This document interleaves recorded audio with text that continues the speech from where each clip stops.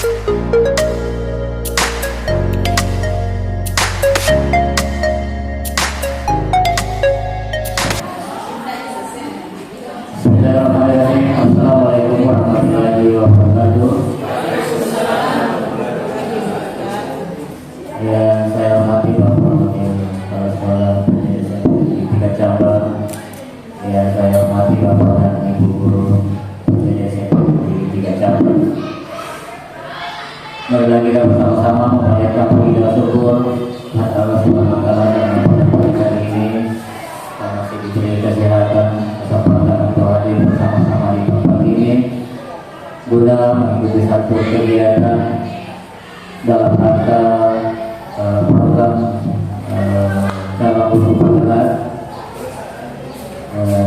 dan salah satu dari teman kita sebagai calon guru penggerak. Mudah-mudahan kedepannya ada yang mengikuti jejak dari acara program ini, ada pendaftaran dalam guru penggerak angkatan 897. Salawat serta salam senantiasa kita kirimkan kepada Nabi kita Muhammad Sallallahu Alaihi Wasallam, yang senantiasa memberi kita petunjuk.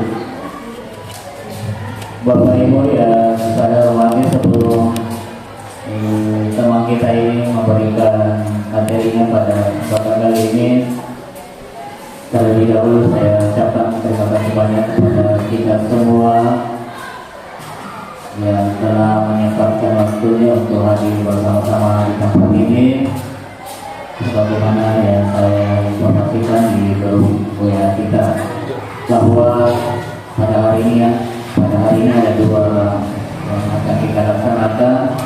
Yang pertama yaitu mengikuti materi dari teman kita sebagai calon guru penggerak. Jadi sebentar dia akan memberikan materi tentang budaya positif. Jadi tentunya ini budaya positif ini berkaitan nanti dengan lingkungan sekolah kita, ya, budaya-budaya yang berlaku di sekolah kita, seperti keyakinan apa yang kita terapkan di sekolah kita ini. Kemudian di sesi kedua sebentar kita akan mengisi bersama-sama di Android kita aplikasi BNN, ya, karena hari Rabu tanggal 7 kita akan monitoring dan evaluasi bagaimana penggunaan BNN ini di sekolah kita, ya. Jadi mudah-mudahan semoga yang dapat mengikuti kita juga dari Pak Ustaz atau dari Pak Ilham bisa membantu teman-teman juga.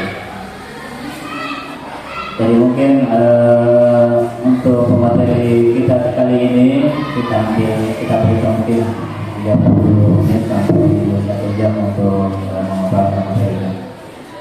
Demikian dari saya, untuk singkat waktu yang ada, mari kita bersama-sama menyimak materi tentang budaya positif yang akan disampaikan oleh Ibu Amawati sebagai calon guru penggerak. Demikian, Assalamualaikum warahmatullahi wabarakatuh.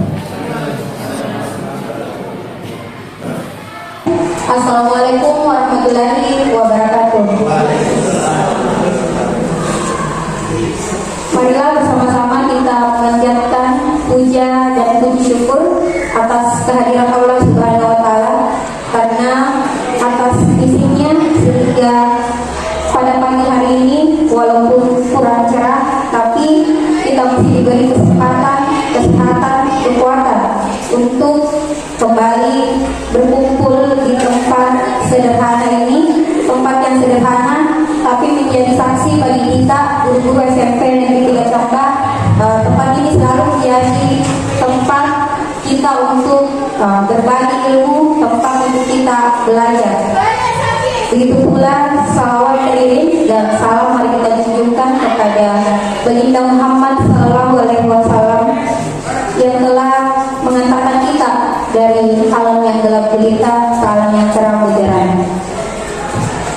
Yang terhormat Bapak Kepala UPTD SMPN 3 Cangga, yang saya hormati Bapak Wakil Kepala Sekolah, yang saya hormati Bapak Kepala Urusan Kurikulum, Pembinaan Siswa, dan Sarana dan Prasarana, serta tentunya yang paling saya muliakan teman-teman dan Bapak Ibu guru yang hari ini meluangkan waktunya untuk membersamai saya dalam salah satu kegiatan saya di program pendidikan guru penggerak Indonesia angkatan kelima, dan saya sebagai salah satu dari 45 orang angkatan pertama di Kabupaten Maros.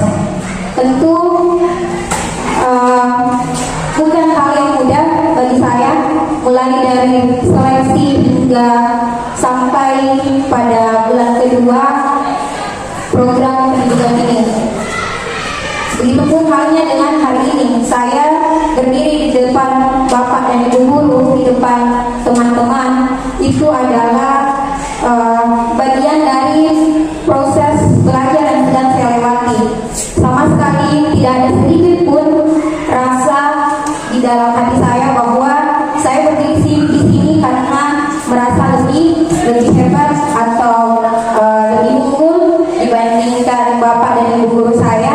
Saya tahu persis saya di sini adalah seorang anak, di mana seorang anak itu sampai kapanpun selalu membutuhkan dukungan dari orang tuanya. Sama ketika saya mengikuti guru penggerak ini, awalnya motivasi saya bukan dari diri saya sendiri, tapi motivasi eksternal dari dukungan Bapak dan Ibu, dan akhirnya saya bisa berusaha untuk sampai di bulan kedua pendidikan program guru penggerak ini. Adapun hari ini yang ingin coba saya bagi yaitu mengenai budaya positif. Budaya positif tentunya dalam kehidupan sehari-hari karena kita adalah seorang guru, jadi budaya positif di sekolah. Budaya positif bukan sebenarnya materi baru, tapi mungkin kita tidak tahu kalau ini adalah bagian dari materi budaya positif. Budaya positif sendiri adalah materi keempat atau modul 1.4 dari 10 modul yang harus kami selesaikan selama 6 bulan, dan ini adalah modul keempat. Dalam rangkaian proses belajar dan setiap modul itu selalu, jadi saya cerita sedikit, selalu diawali dengan merefleksikan terhadap diri sendiri. Jadi tidak pernah kita memulai sesuatu dengan langsung mendalam materinya, tetapi selalu dimulai dengan merefleksi letaknya di mana kita saat ini sebagai seorang guru. Dari refleksi itu barulah ternyata baru dipahami atau berusaha untuk mendalami materinya. Setelah mendalami materi, salah satu caranya adalah dengan membaca semua artikel-artikel yang ada di LMS. Sama halnya dengan di PMM, ada video, ada yang butuh dicentang, dan ada beberapa yang butuh dikomentari, ada dalam bentuk artikel. Dan selanjutnya dia berlanjut ke ruang kolaborasi. Di ruang kolaborasi ini kita bertemu dengan fasilitator. Kebetulan fasilitator saya namanya Pak Subarhartono. Beliau sangat menginspirasi menurut saya. Jadi menurut saya sangat menginspirasi. Setelah di ruang kolaborasi lewat Google Meet ataupun Zoom, di ruang kolaborasi itu bertemu dengan beberapa teman kelompok dari pengajar yang sama atau dari kelas yang sama. Lalu berlanjut kepada ruang elaborasi konsep atau elaborasi pemahaman. Di sini bersama dengan instruktur. Instrukturnya bukan lagi fasilitator, tapi selalu berganti setiap modul. Dan fasilitator, mulai dari fasilitator, tim pengajar, lalu instruktur, tidak ada yang bukan guru, semua adalah guru. Jadi di sini saya merasa bahwa mereka tidak hanya sekedar berteori, tapi betul-betul mereka juga melakukan. Lalu berlanjut dari ruang elaborasi pemahaman, masuklah kepada demonstrasi kontekstual yang dilakukan kepada anak-anak di sekolah. Lalu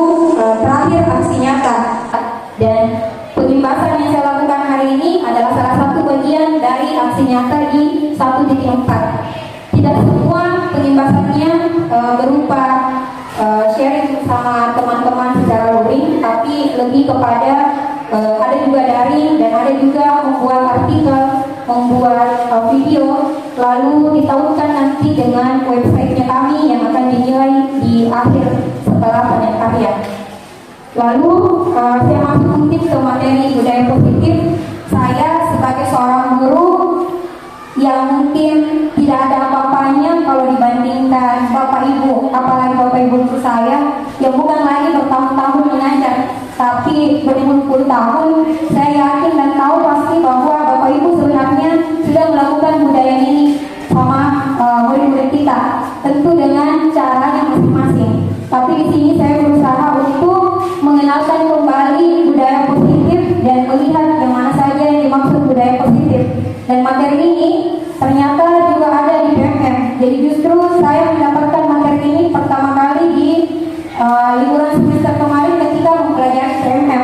Jadi saya belajar PMM mulai dari ketika Bapak Kepala Sekolah mengatakan bahwa di rapat FKKS katanya disuruh di upload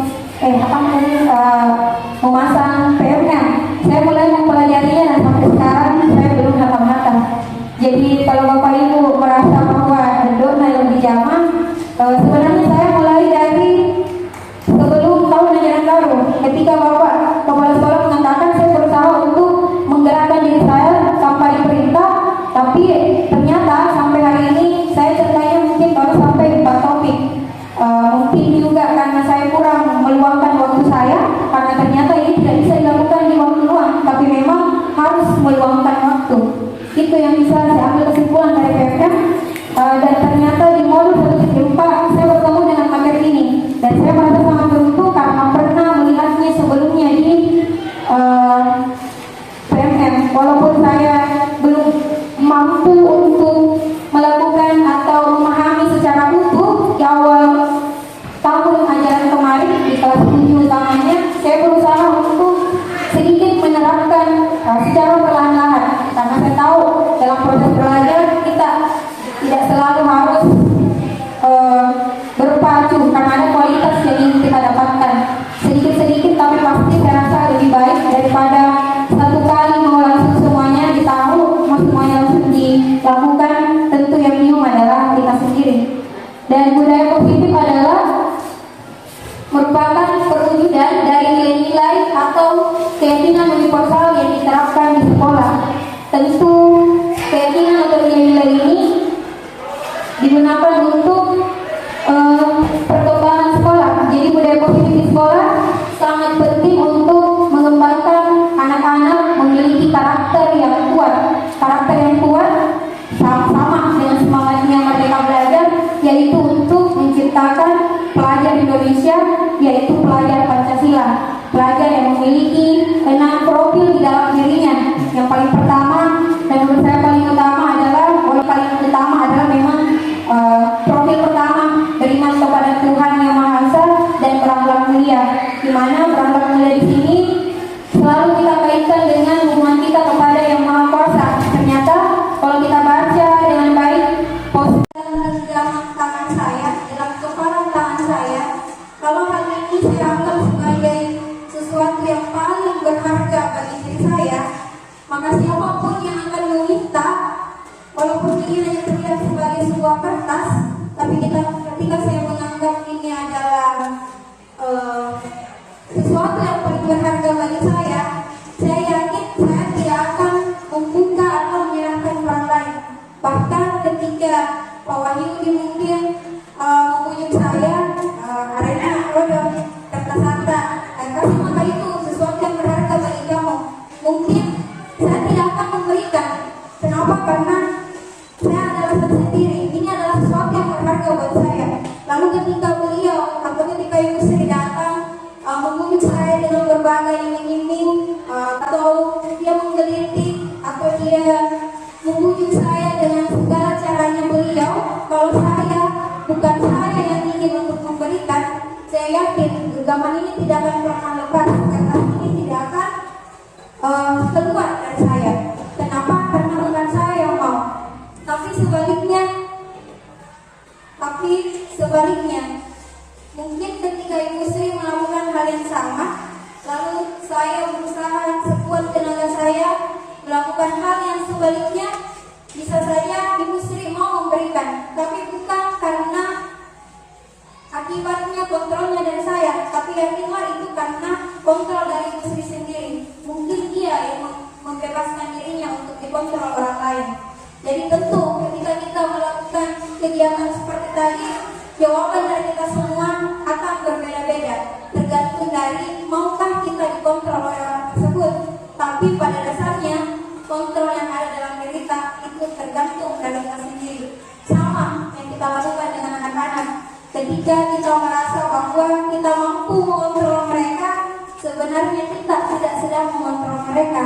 Kalaupun mereka mengikuti kita, itu hanya sementara. Kontrolnya hanya bersifat sementara ketika bukan dia yang mau. Sama ketika kemarin saya mengikuti program ini, saya sangat tidak mau, karena saya tidak mau keluar dari zona nyaman saya. Saya mau santai, saya mau belajar, tapi dengan cara saya, tidak mau dengan media luar. Lalu Bapak Kepala Sekolah, Pak Umar, yang sekarang Kepala Sekolah di Mangan, yang waktu itu adalah Wakasir kita, beliau berdua yang pertama kali menyampaikan di salah satu agenda rapat kita, lalu saya mulai tergerak. Jadi saya pertama kali tergerak bukan karena keinginan saya, justru karena motivasi eksternal dari luar. Tapi begitu saya mengikuti seleksi, beberapa pertanyaan-pertanyaan di sana muncul yang mampu membuat saya untuk tertutup hatinya bahwa saya ini adalah seorang guru. Tugas seorang guru adalah mengajar. Ketika kita memahami bahwa tugas kita adalah mengajar, tentu kewajiban kita adalah belajar. Bukannya karena atas dorongan pribadi saya mulai merefleksikan ke dalam diri saya. Oh iya, saya harus melakukan bukan karena ini mau di-ASN-kan. Kalau saya melakukan ini karena iming-iming ASN, sudah pasti saya tinggalkan. Kalau hanya iming-iming ASN yang belum pasti, saya tidak akan lakukan. Tapi betul-betul saya anggap sebagai salah satu proses dalam diri saya untuk mengembangkan diri. Sekedar informasi mungkin untuk teman-teman yang honorer yang mau mengikuti, ayo ikuti, tapi jangan iming-iming untuk di-ASN-kan. Karena saya melihat dengan sendiri ada 9 poin fakta integritas, tidak ada cara yang mengatakan bahwa kita akan di-ASN-kan. Tapi saya berusaha untuk menandatangani integritas itu dengan penuh keyakinan kalau saya mau melakukan bukan karena itu, saya memang mau karena keyakinan dari dalam diri saya. Itu yang terjadi dengan anak-anak kita sekarang.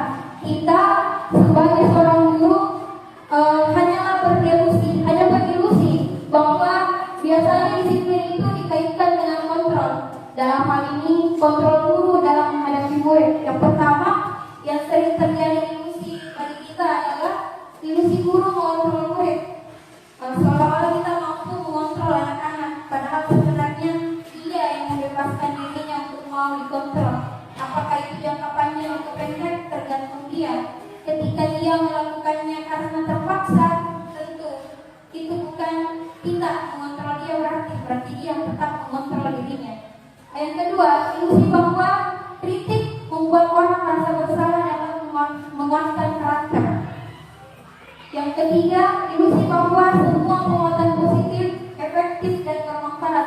Yang keempat, bahwa ilusi bahwa orang dewasa memiliki hak untuk memaksa. Karena kita menganggap diri kita guru, kita menganggap kita ini orang dewasa, siswa hanyalah anak-anak. Kita selalu merasa bahwa kita berhak melakukan apa saja ke mereka. Tidak pernah mau sama sekali mengerti perasaannya. Itu sebenarnya hanyalah ilusi. Seolah-olah anak-anak mampu kita kontrol, sebenarnya kita hanya sedang berilusi. Memang kejadian kita mampu mengontrol, tapi hanya dalam waktu yang jangka pendek. Nah, anak-anak tentu melakukan kesalahan, murid-murid kita melakukan kesalahan. Kita sebagai manusia biasa melakukan kesalahan bukan tanpa sebab. Karena ini terkait dengan teori beberapa penelitian. Di sini saya menggambarkan bahwa berdasarkan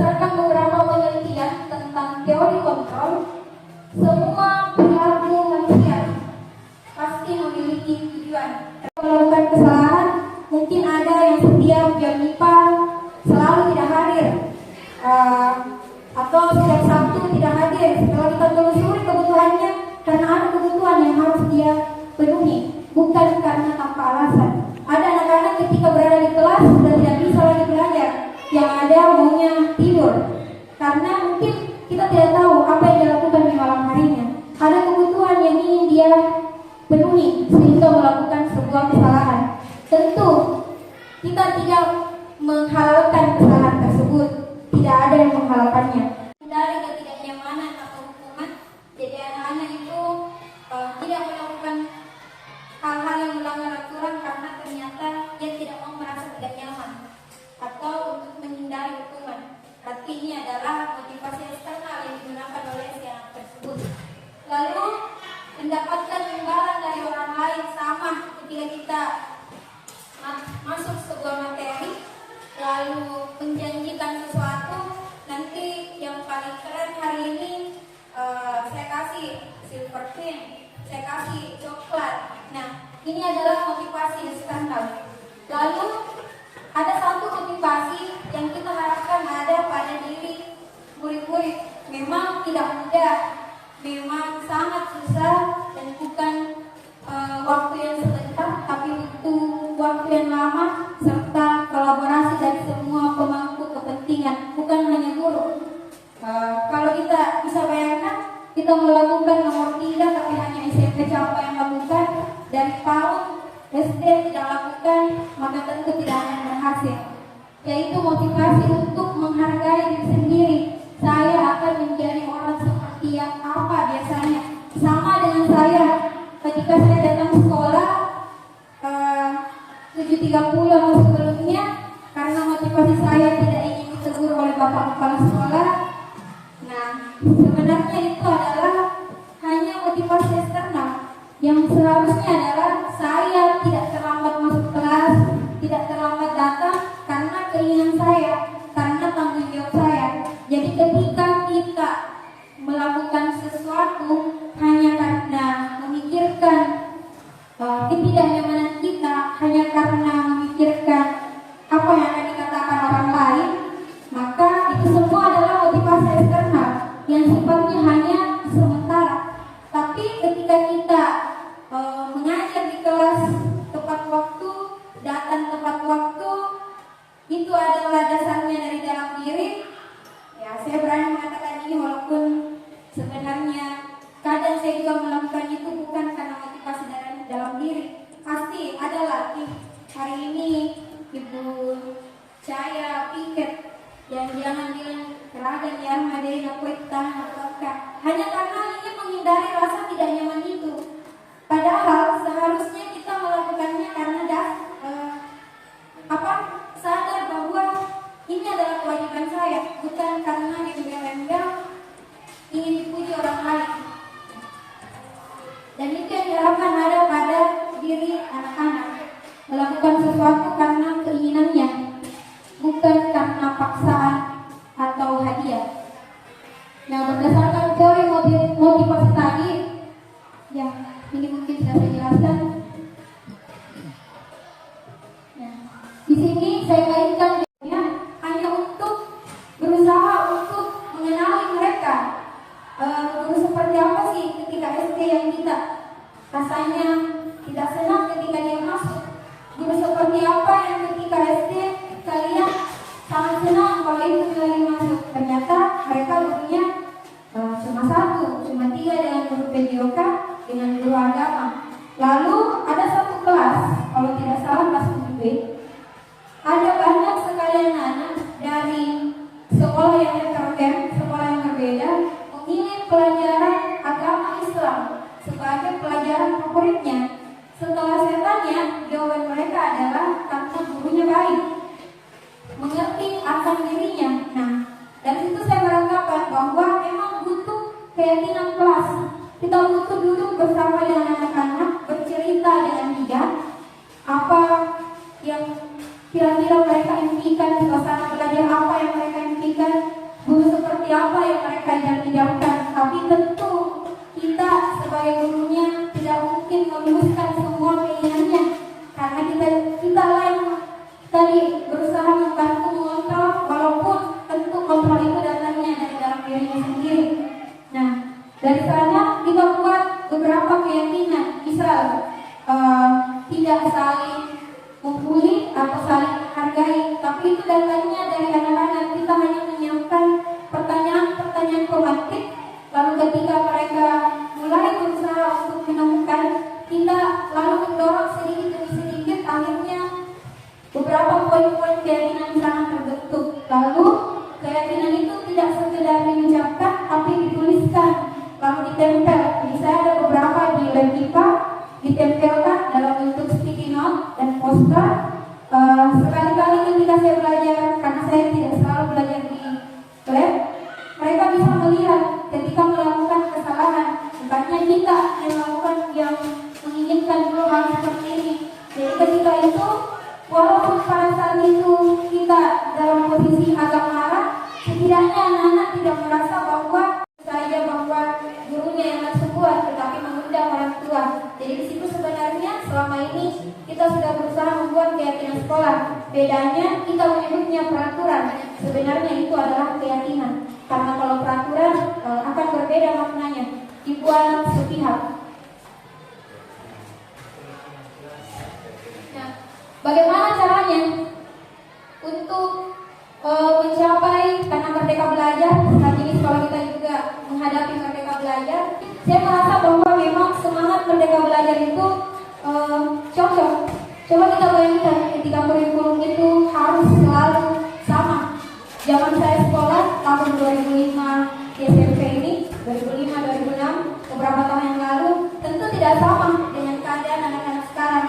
Saya dulu ketika pulang hari Minggu atau sore, yang saya lakukan di sekolah adalah mungkin nonton kartun Doraemon. Anak-anak berbeda. Anak-anak sekarang ya main Mobile Legends, main TikTok, main Instagram. Tentu kita bisa bayangkan kalau selalu perlakuan yang kita lakukan selalu sama, berarti memang tidak bisa, karena zamannya berubah. Anak-anak berada dalam keadaan yang berbeda dengan saya dulu ketika bersekolah. Dulu saya mainnya petak umpet, saya mainnya lompat tali. Anak-anak sekarang tiap main itu tapi tidak seberapa. Jadi memang harus ada perubahan kurikulum. Kita berharap supaya stigma bahwa ganti menteri, ganti kurikulum, semoga itu tidak terjadi. Kalaupun itu terjadi, bukan merubah seluruhnya, karena kurikulum kita tahu bersifat dinamis, hanya mengembangkan kekurangan-kekurangan yang ada. Nah, bagaimana caranya agar bisa menumbuhkan keyakinan pada anak? Apakah melalui hukuman? Apakah melalui konsekuensi yang diberikan kepada anak? Ternyata ada yang namanya restitusi. Restitusi ini, lagi-lagi saya yakin Bapak Ibu sudah pernah melakukan. Restitusi adalah proses menciptakan kondisi bagi murid untuk memperbaiki kesalahan mereka, sehingga mereka bisa kembali pada kelompok mereka dengan karakter yang lebih kuat. Restitusi di sini merupakan proses yang kolaboratif yang mengajarkan murid untuk mencari solusi dari kesalahannya. Nah, bagaimana cara melakukan restitusi adalah dengan mengaitkan dengan diri kita sebagai guru memiliki 5 posisi kontrol. Jadi ternyata kita sebagai guru ada 5 posisi kontrolnya. Yang pertama yaitu sebagai penghukum. Jadi kita tanpa sadar guru adalah penghukum. Penghukum itu ya saya sendiri sering melakukan. Dulu beberapa kali ketika saya pertama mengajar, saya selalu menganggap di bayangan saya itu adalah selalu kognitif yang saya utamakan. Mungkin karena ketika saya sekolah, saya senangnya belajar, saya senangnya mendengarkan apa yang dikatakan oleh guru. Jadi ketika anak-anak itu tidak sesuai dengan apa yang saya harapkan, saya sering kali melakukan hukuman.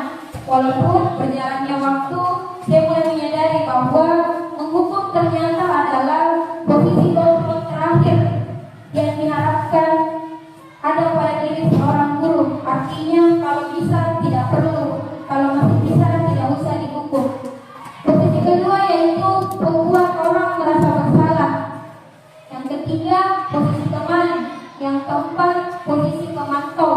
Yang kelima adalah posisi seorang manajer. Nah, yang manakah posisi pemukul? Ini adalah beberapa contoh yang guru lakukan, yang guru katakan ketika dia berdiri sebagai seorang pemukul, yaitu menghardik, menunjuk-nunjuk, menyakiti, menyindir. Lalu kita lihat di bagian bawah, apa dampak yang diterima oleh anak. Dampak itu adalah sebenarnya dia akan mengulangi kesalahan. Kalaupun dia tidak mengulangi kesalahan itu dalam jangka waktu yang pendek. Ketika dia datang terlambat, lalu disuruh keliling lapangan, tidak memakai sepatu, yang ada dalam dirinya adalah sebenarnya rasa emosi, rasa dendam karena dihukum. Berbeda ketika dia datang terlambat di pelajaran PJOK misalnya, lalu disuruh berlari, itu tidak ada masalah karena memang pelajaran PJOK berlari bisa dikaitkan. Tetapi karena terlambat upacara lalu hukumannya lari di lapangan tidak menggunakan sepatu, ditonton oleh seluruh siswa lagi, maka yang ada adalah hal itu berkesan. Bahkan sering saya mendengar orang-orang di luar sana, mungkin keluarga, mungkin ayah ibu saya atau tante dan kakak-kakak saya mengatakan bahwa inggeran upah tentuku apa tonton ibu anu terus masuk begini dan begini. Tentu bukan itu yang ingin kita sampaikan kepada anak-anak. Saya tidak mengatakan bahwa cara ini salah, tapi kalau bisa menurut lima posisi kontrol, kalau bisa mari kita mulai dari sekarang bersama-sama mencoba untuk mengurangi, bahkan kalau bisa menyediakan hal ini. Bukan berarti bahwa tidak bisa menghukum, tapi mungkin namanya adalah konsekuensi. Jadi beda menghukum dengan konsekuensi. Di PDP topik terakhir ini sangat jelas dijelaskan tentang konsekuensi dan hukuman. Saya hanya mengulas sedikit karena waktu juga. Saya menyiapkan video perbedaan ketika kita menghukum, perbedaan ketika kita membuat orang merasa bersalah. Kalau membuat merasa bersalah, di antara lima ini mungkin yang paling sering saya pribadi lakukan adalah nomor membuat orang merasa bersalah, teman dan pemantau. Jadi saya tanpa sadar selalu berusaha untuk menjadikan anak-anak itu teman. Dulunya sebelum mengikuti PMM dan mengikuti program ini, saya menganggap bahwa kita memang harus sebagai teman. Bukankah ada kata-kata bahwa guru itu bukan hanya sekedar guru, tapi juga teman yang tentunya dalam batas-batas kewajaran. Tapi ternyata posisi teman sendiri masih memiliki kelemahan. Kelemahannya itu anak-anak menjadi tergantung dengan kita. Dia tidak mengeluh kalau misalnya ini, karena kita selalu berusaha untuk mengerti perasaannya, tapi dia hanya maunya sama kita.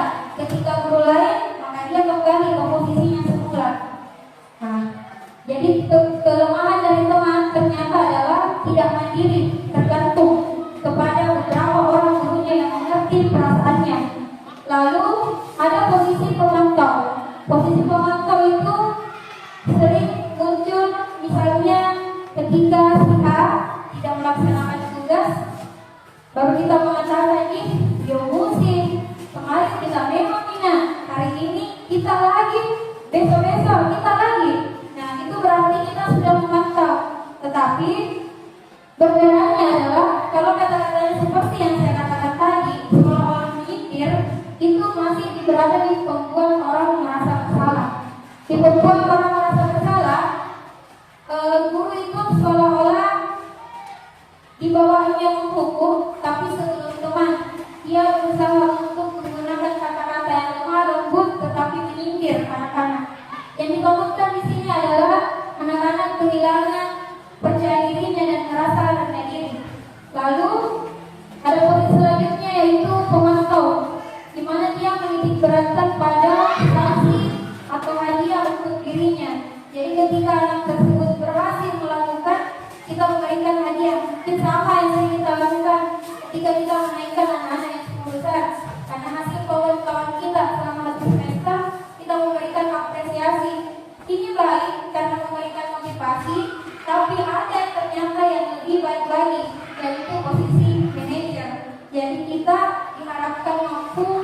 menjadi manajer. Walaupun saya sadar betul karena saya yang seorang guru, teori ini begitu mudah di sana, tapi ketika kita ada di kelas, ada di lapangan, ada di sekolah, ini tidak mudah. Saya merasakan hal yang sama. Begitu pula dengan teman-teman CGP ketika melakukan ruang kolaborasi. Banyak di antara kami yang merespon dengan hal yang berbeda-beda. Ini hanya teori, tidak bisa kita lakukan. Bagaimana anak yang memang luar biasa nih, masa mungkin saja melakukan posisi manajer. Nah, ternyata sebagai seorang guru kita memang idealnya diharapkan menjadi manajer, tapi tentu kalau memang kita tidak bisa menjadi manajer seutuhnya, kita boleh berganti posisi, kadang berada di posisi teman, kadang berada di posisi pemantau. Tapi yang perlu digarisbawahi adalah sebisa mungkin tidak berada di posisi penghukum atau pembuat orang merasa bersalah. Bukan berarti tidak boleh, tapi kalau bisa masih bisa diusahakan, jangan dihukum. Paling tidak ditanya dulu kenapa dia melakukan itu, apa yang terjadi sehingga dia terlambat datang. Jangan karena tidak ada yang mengantar, jangan karena orang tuanya sakit. Kenapa dia tidak melaksanakan tugasnya di kelas? Kenapa dia tidak membuat PR-nya? Jangan-jangan karena yang kuajarkan adalah hukum Neopak, ternyata gaya saja dia tidak tahu bagaimana dia mau melakukan hukum Neopak. Jadi berusaha semaksimal mungkin, berupaya sebisa yang kita bisa, karena saya tahu kita juga bukan malaikat, kita tidak bisa memenuhi semua kebutuhan anak-anak, tapi tidak pernah bosan untuk berupaya. Dan mungkin sampai di sini karena kita ada agenda lain. Cukup sekian yang bisa saya sampaikan. Sekali lagi, saya yakin Bapak dan Ibu guru, teman-teman sekalian, jauh lebih hebat, jauh lebih baik dalam menerapkan posisi kontrol depannya, karena Bapak dan Ibu punya banyak pengalaman dibanding saya. Bahkan inspirasi saya untuk menjadi seorang guru adalah Bapak dan Ibu. Di antaranya mungkin yang tidak apa-apa saya ceritakan adalah salah satu pertanyaan di tes wawancara guru penggerak kemarin adalah saya menggali bagaimana sehingga saya mau menjadi seorang guru. Kita diingatkan kembali siapa-siapa guru kita yang dulu bisa membuat kamu berpikiran untuk menjadi guru, atau apa motivasi-motivasinya. Ada beberapa hal yang saya ceritakan di sana. Ada 3 hal yang saya ingat. Yang pertama adalah saya termotivasi menjadi guru karena rasa dendam saya terhadap seorang guru. Mungkin saat ini saya merasa ini tidak pantas saya katakan dendam. Justru itu adalah hal yang luar biasa yang dilakukan waktu itu sama saya, karena berubah menjadi motivasi. Kenapa saya dendam? Saya pernah di posisi merasa guru saya berdikasi yang diperhatikan anak-anak terus dibuangnya. Saya tidak pernah diperhatikan. Lalu pada saat PR itu yang buat pertama adalah saya, tapi saya tidak dilihat kalau saya bekerja. Nah, di dalam sana saya berpikiran suatu saat saya akan menjadi guru, tapi saya tidak akan seperti Anda. Saya akan ada untuk semua anak-anak saya. Maksud saya seperti itu. Yang kedua, motivasi itu ada mungkin salah satunya dari Ibu Haji Nurlina dan salah satu guru saya, yaitu Kepala Sekolah SD Makanan sekarang, Bapak Ibu Baktiar. Jadi semua ini ada di materi wawancara saya, maksud saya di video wawancara saya. Kalau suatu saat Kemendikbud memutarkan semua wawancaranya calon guru penggerak, maka di sana akan kelihatan bahwa saat itu saya menceritakan bagaimana Ibu Nurlina ketika memaklumi saya pada saat saya mengatakan di kelas 7A, my name is Mario Bulana. Itu adalah sesuatu yang membuat seisi kelas tertawa, membuat seisi kelas menertawai saya. Lagi juga semua Mario Bulana. My name is itu ternyata adalah nama, karena saya belum pernah belajar di SD. Saya tidak mau juga digalau ketika ibu mengatakan siapa yang mau berdiri di depan. Saya sekali, saya itu adalah kelas 9 sekarang, tapi namanya juga saya mengatakan saya mengajukan tangan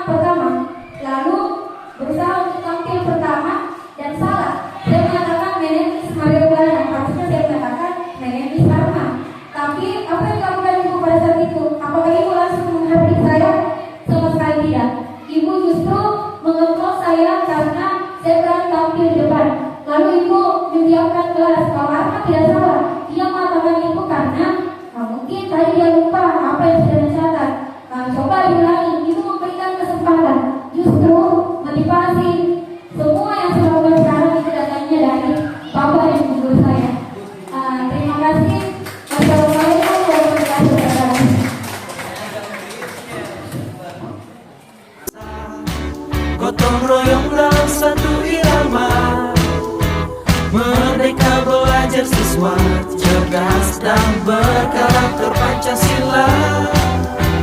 Taklukkan rintangan yang ada, percaya yang kuasa guru penggerak akan selalu ada untuk siswa Indonesia bahagia.